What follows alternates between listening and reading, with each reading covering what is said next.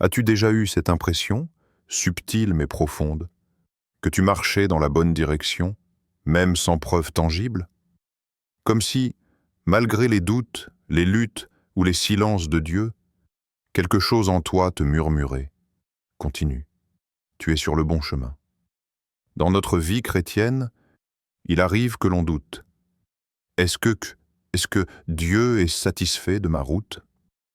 Est-ce que je fais sa volonté ou est-ce juste une illusion de mon cœur?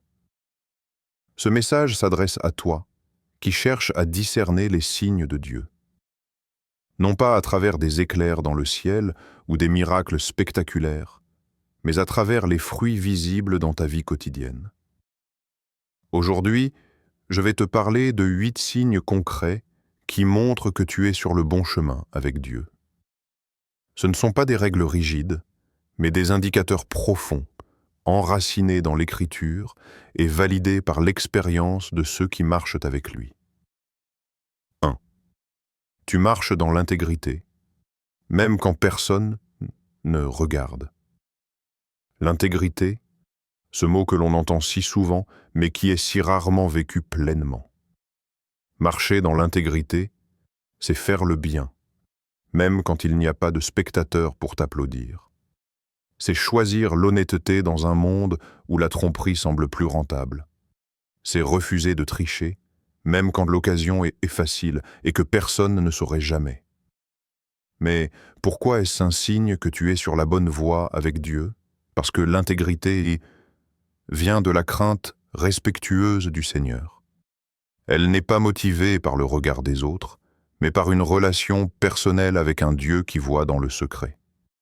Lorsque tu décides de ne pas mentir, même si cela t'aurait arrangé. Lorsque tu refuses de te venger, alors que tu aurais pu blesser celui qui t'a fait du mal. Lorsque tu choisis de rester fidèle à tes convictions, même sous pression. Ces décisions révèlent que ton cœur est aligné avec celui de Dieu. L'intégrité n'est pas parfaite. Elle trébuche parfois. Mais elle se relève toujours. Elle demande pardon, elle s'ajuste. Elle est humble. Et surtout, elle ne cherche pas l'approbation des hommes, mais celle de Dieu. David, dans le psaume 101, affirme « Je marcherai dans l'intégrité de mon cœur ». Et Dieu a appelé David un homme selon mon cœur, non pas parce qu'il était parfait, mais parce qu'il revenait toujours à Dieu avec vérité et sincérité. Si tu fais des choix justes, même quand c'est difficile, même quand ça te coûte, alors oui, c'est un signe fort que tu es en train de marcher sur le chemin que Dieu a tracé pour toi. 2. Tu ressens une paix intérieure profonde, même au milieu des tempêtes. Il y a une paix que le monde ne comprend pas. Ce n'est pas l'absence de problèmes, ni un simple soulagement émotionnel. C'est une paix profonde, silencieuse, parfois inexplicable, qui demeure même quand tout s'effondre autour de toi. Cette paix, c'est celle que Jésus promet dans Jean 14, 27. « Je vous laisse la paix, je vous donne ma paix. Je ne vous donne pas comme le monde donne. » Lorsque tu es sur le bon chemin avec Dieu, un des signes les plus puissants est cette paix intérieure constante, même lorsque les circonstances extérieures sont chaotiques. C'est cette assurance silencieuse que, malgré les épreuves, les pertes ou les incertitudes, tu sais que Dieu est avec toi. Tu n'as pas besoin de tout contrôler, car tu fais confiance à celui qui contrôle tout. Ce n'est pas une paix passive ou naïve. Ce n'est pas de l'insouciance. C'est une paix active, enracinée dans la foi. C'est comme marcher sur une corde tendue au-dessus du vide, et pourtant ressentir que tu es soutenu, porté. C'est cette voix douce au fond de toi qui dit « Reste calme, je suis là ». Parfois, ton entourage ne comprendra pas pourquoi tu restes serein. Certains penseront que tu es indifférent, d'autres que tu es dans le déni. Mais toi, tu sais que ta paix ne dépend pas d'eux. Tu sais que tu marches en communion avec ton Créateur et que tant que tu suis sa direction, tu es en sécurité, peu importe les vagues. Attention toutefois, l'absence de paix est aussi un signal. Quand tu es en train de dévier du bon chemin, le Saint-Esprit te le fait souvent sentir par une agitation intérieure. Un sentiment de confusion, de culpabilité, d'oppression ou simplement ce quelque chose qui ne va pas. Écoute ces signes. Car là où Dieu est, il y a ordre, paix et clarté. Et là où il n'est pas, règne le trouble et le désordre. Certains confondent la paix avec la facilité. Ils pensent, si c'est difficile, alors ce n'est pas de Dieu. Faux. Parfois, Dieu t'appelle à traverser des terrains rocailleux, mais il te donne la paix pour les traverser. Regarde Jésus. Même dans la barque, alors que la tempête faisait rage, il dormait. Pourquoi? Parce qu'il était dans la volonté de son Père. La paix n'est donc pas l'absence de tempête, mais la présence de Dieu au milieu de la tempête. Si tu sens cette paix, stable, qui revient toujours malgré tes peurs, qui t'apaise quand tu pries, qui t'oriente dans tes choix, alors réjouis-toi. Tu es sur le bon chemin. Dieu est avec toi, et cette paix est sa signature silencieuse sur ton cœur. 3. Tu rejettes instinctivement le mal et ce qui déplaît à Dieu. Quand tu es vraiment sur le bon chemin avec Dieu, ton cœur commence à changer.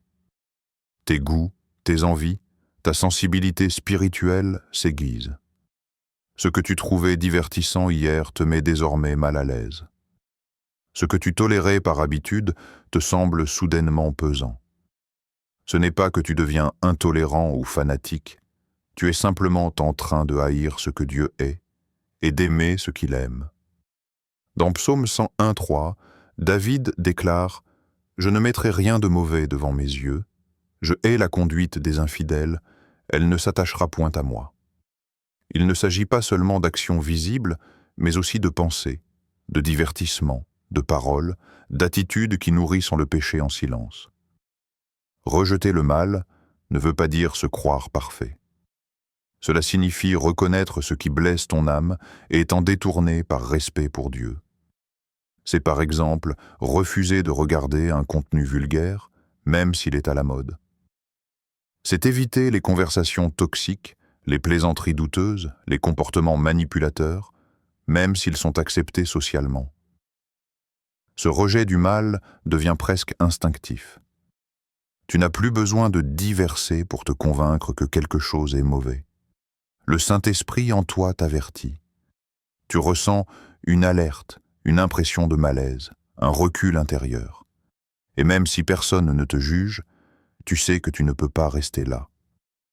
C'est aussi un signe de maturité spirituelle. Tu ne fais plus les choses uniquement par peur du châtiment, mais par amour pour Dieu. Tu ne veux pas blesser son cœur. Tu ne veux pas risquer d'abîmer ta communion avec lui. Tu veux rester pur, non par obsession religieuse, mais par respect de sa présence en toi. Et tu remarqueras que plus tu progresses dans ce chemin, plus ton discernement augmente. Tu deviens sensible aux influences spirituelles autour de toi. Tu discernes plus vite les pièges, les faux-semblants, les compromis déguisés. Et tu choisis la voie droite, même si elle est moins populaire. Alors si tu te surprends à refuser instinctivement ce qui est mal, même si cela te coûte, même si cela te met à l'écart, réjouis-toi. Ce n'est pas ton orgueil qui parle, c'est ton esprit qui est aligné avec le cœur de Dieu. Et c'est un signe clair que tu es sur la bonne route. 4. Tu veux plaire à Dieu plus qu'à toi-même. À un moment donné de ta marche avec Dieu, une bascule s'opère dans ton cœur. Tu ne vis plus pour satisfaire tes envies, mais pour plaire à celui que tu aimes. Tu ne te demandes plus ce que Dieu peut faire pour toi, mais ce que toi tu peux faire pour lui. Ce changement d'orientation est l'un des signes les plus profonds que tu es sur la bonne voie. Quand tu es motivé non par la récompense, mais par la relation. Quand tu pries non pour obtenir, mais pour rester proche de lui. Quand tu obéis, non parce que tu as peur, mais parce que tu veux honorer ton Père céleste. Alors là, tu marches vraiment dans sa volonté. Psaume 101, 3 dit encore « Je refuse de regarder ce qui est vulgaire ». Et David continue en déclarant qu'il ne tolérera pas ce qui détourne son esprit de Dieu. Pourquoi? Parce qu'il est amoureux de Dieu. L'amour sincère pousse au respect, au renoncement, à la priorité donnée à l'autre. Cette attitude est radicalement différente de la religion superficielle. Beaucoup cherchent Dieu pour les bénédictions, pour la sécurité, pour être couverts. Mais quand tu es vraiment sur le bon chemin, tu ne veux plus seulement sa main, tu veux son cœur. Tu veux le connaître, le comprendre, lui faire plaisir. Il devient ta priorité, ton objectif, ton modèle. Et cela change tout. Tu commences à réorganiser ta vie autour de sa volonté. Tu revois tes choix, tes amitiés, tes horaires, tes désirs. Ce n'est pas une vie forcée. C'est une vie inspirée. Tu ne vis plus pour impressionner, mais pour honorer. Parfois, cela signifie dire non à tes propres désirs. Parfois, cela signifie souffrir temporairement, renoncer à certaines choses. Mais tu le fais avec joie, car ton but est plus grand. Plaire à Dieu. Ce renversement spirituel est rare. Il n'est pas instantané, mais progressif. Il vient avec la maturité, avec la présence régulière de Dieu dans ta vie. Et plus tu avances, plus tu es prêt à dire « Seigneur, que ta volonté soit faite, même si ce n'est pas ce que je veux aujourd'hui. » Si ton cœur t'emmène dans cette direction, si tu fais des choix non pour te satisfaire mais pour le glorifier, alors ne doute pas. Tu es en train de marcher dans la lumière. Et Dieu le voit, et il en est honoré. 5. Tu es prêt à abandonner tes vieilles habitudes qui ne glorifient pas Dieu. L'un des signes les plus évidents que Dieu est en train de te transformer, c'est que tu ressens un dégoût croissant pour certaines choses que tu faisais autrefois sans remords. Ce n'est pas seulement une culpabilité passagère. C'est une prise de conscience spirituelle, une volonté de changement profonde, motivée par le désir de plaire à Dieu et d'avancer avec lui. Il peut s'agir d'habitudes visibles, comme les excès de nourriture, la consommation de contenus inappropriés ou certaines addictions. Mais bien souvent, ce sont aussi des schémas invisibles, une tendance à manipuler, à se plaindre, à juger, à envier, à garder rancune, ou à se justifier sans jamais se remettre en question. Quand tu marches vraiment avec Dieu, tu n'essaies plus de minimiser ou d'excuser tes erreurs. Tu ne cherches plus à les rationaliser. Tu veux sincèrement changer.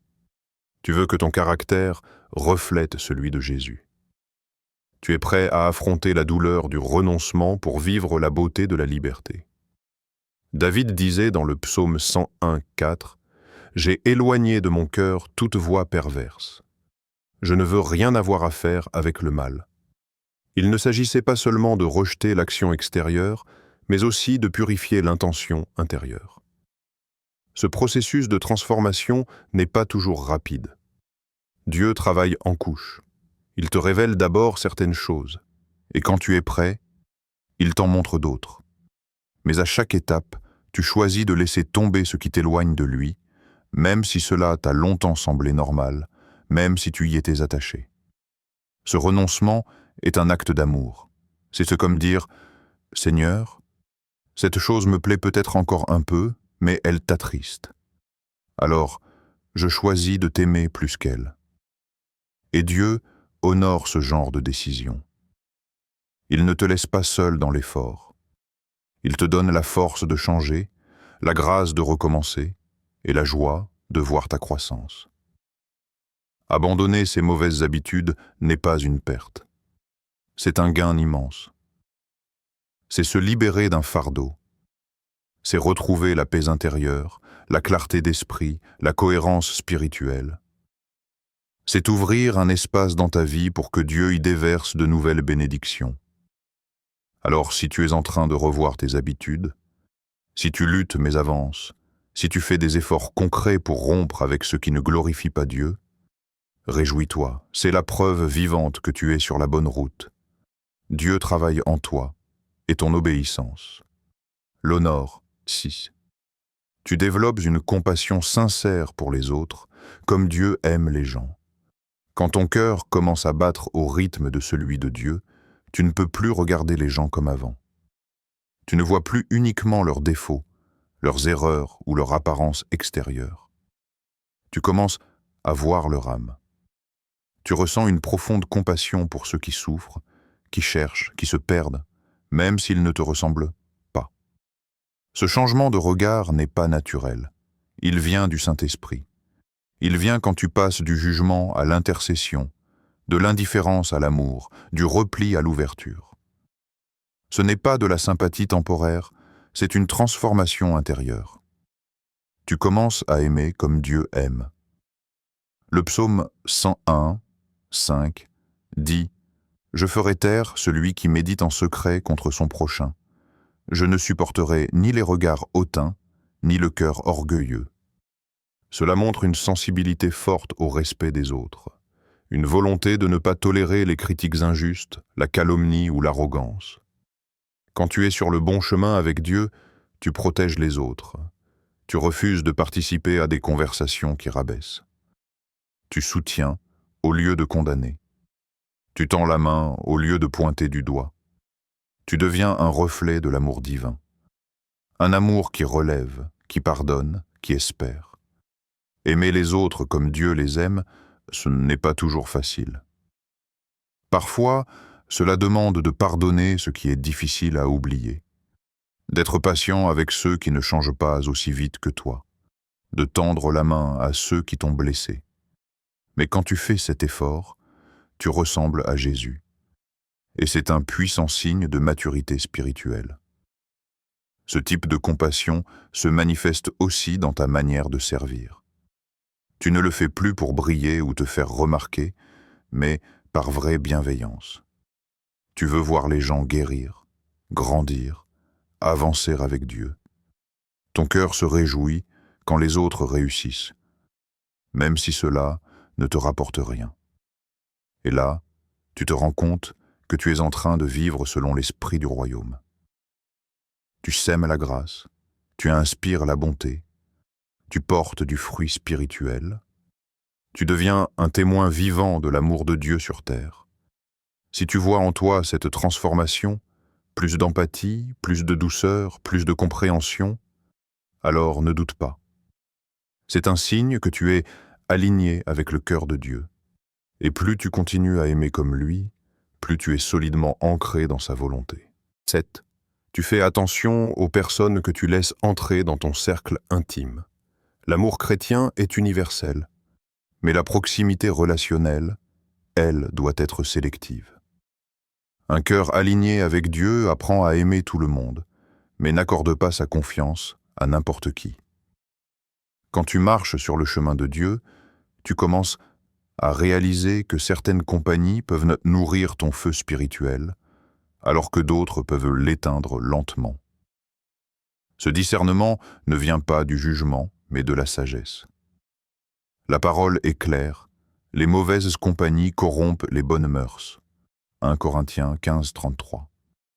Et David déclare dans le psaume 101, 6 « Mes yeux seront sur les fidèles du pays pour qu'ils habitent avec moi. » Il choisit qui fait partie de son cercle intime, non pas selon la richesse, la popularité ou l'ancienneté, mais selon la fidélité à Dieu.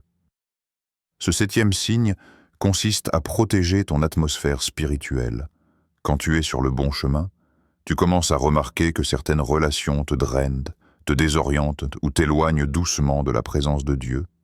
Et même si tu les aimes, tu comprends qu'il te faut prendre du recul. Cela ne veut pas dire mépriser ou couper tout lien. Cela veut dire repositionner les gens dans ta vie. Ceux qui critiquent ta foi, moquent tes convictions ou banalisent tes efforts spirituels ne doivent pas occuper les places les plus proches de ton cœur. Pas tant que tu es en train de construire ta relation avec Dieu. Dieu désire que tu sois un influenceur spirituel, pas un influencé instable. Pour cela, il faut parfois passer par des saisons de solitude choisies ou de relations réduites. Mais ces saisons sont bénies. Elles te permettent de mieux entendre la voix de Dieu, de te recentrer, de te fortifier, et puis, à mesure que tu grandis spirituellement, Dieu place sur ton chemin des compagnons de foi. Des personnes qui t'encouragent, qui prient avec toi, qui te relèvent quand tu tombes, qui célèbrent ton obéissance et qui t'aident à rester focalisé sur l'essentiel. Ce sont eux que tu dois chérir et garder près de toi. Si tu es en train de faire le tri dans tes relations, si tu prends conscience de l'impact des gens sur ta croissance spirituelle et que tu choisis consciemment des relations saintes et inspirantes, alors c'est un puissant signe que tu es sur le bon chemin avec Dieu. 8. Tu refuses l'hypocrisie et l'incohérence dans ton entourage, comme dans ta propre vie. Le dernier signe est souvent négligé, mais il est fondamental. Lorsque tu es sur la voie de Dieu, tu ne tolères plus les masques, ni chez les autres, ni chez toi. Tu recherches la vérité, la cohérence, l'authenticité. Tu ne veux pas seulement avoir l'apparence de la foi, tu veux qu'elle soit réelle, profonde, vécue au quotidien. Dans le psaume 101:7, David affirme « Celui qui pratique la fraude n'habitera pas dans ma maison.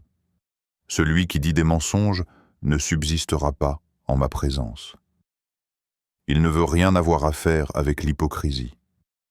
Non pas par orgueil, mais parce qu'il comprend que le mensonge spirituel contamine l'âme. Être sur le bon chemin avec Dieu, c'est aspirer à une vie intègre, vraie, limpide. C'est vouloir que ce que tu dis corresponde à ce que tu vis. C'est reconnaître tes fautes sans les dissimuler. C'est refuser de porter un masque pour paraître pieux alors que ton cœur est ailleurs. Mais ce désir de vérité ne s'applique pas qu'à soi-même. Tu commences aussi à ressentir un inconfort spirituel dans les milieux remplis de duplicité. Tu ne peux plus faire semblant. Tu ne supportes plus les faux semblants religieux, les discours creux ou les relations intéressées.